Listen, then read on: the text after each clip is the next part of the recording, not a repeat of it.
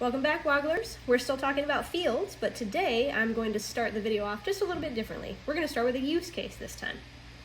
So I'm looking at a lead record for this guy, Bast, and I want to put in the lead source, which is how he found us, right? And so let's say he found us on social media.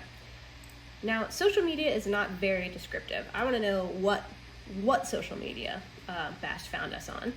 And if you're wondering how I made this appear and suddenly become mandatory, check out our video on layout rules. All right, so when I look at our sub-lead source options, we've got all of the social media ones right on top, but we also have some trade show and we've got some like search engines, and really from a user perspective, if I choose the lead source of social media, I only want to see the social media sub-lead source options. How can we do that? Well, we can create some dependency mapping. Let's go into our setup. So click that gear up at the top right, under modules and fields. Now we were looking at a lead record. So as you noticed, when I hover over the leads, I have a couple of different options. One of them is map dependency fields. So I'm going to click that. So let's create a new dependency field. Now essentially what this means is that there's a parent field. In our use case, it's the lead source, and there's a child field, which is the sub-lead source. And I want to tell it that depending upon the options in the parent field, I want it to show certain options in the child field. So let's get started. So our parent field is lead source, and our child field is sub-lead source. So here up at the top, we've got all of the different options that we have in the lead source field. And then here in the sub-lead source, you can see we've got all of our different options for sub-lead source. Now we want to make it so that when social media is chosen, we only see the social media choices. So you might say to me, Jessica, there's only 4 options here. We have many more.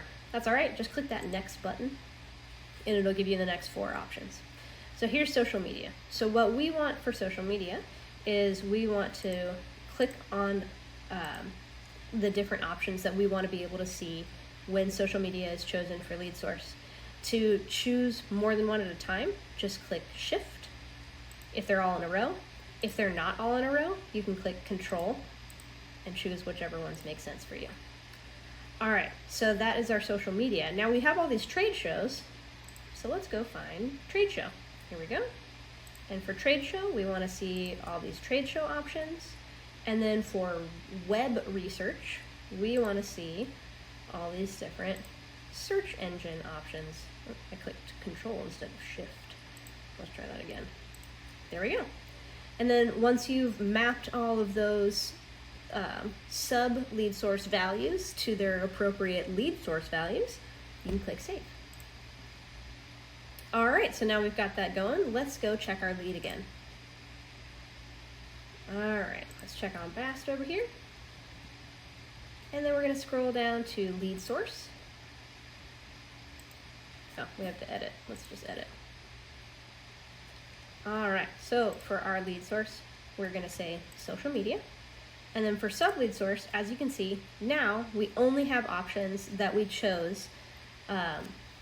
And so we can only see the ones that are the social media options for sub-lead source. Note that there has to be, in the way that we set it up, is there has to be a choice. You can't have none there or other. If we wanted to create an other option for sub-lead source, we would have to add the option other to the sub-lead source field and then map that in our dependency mappings.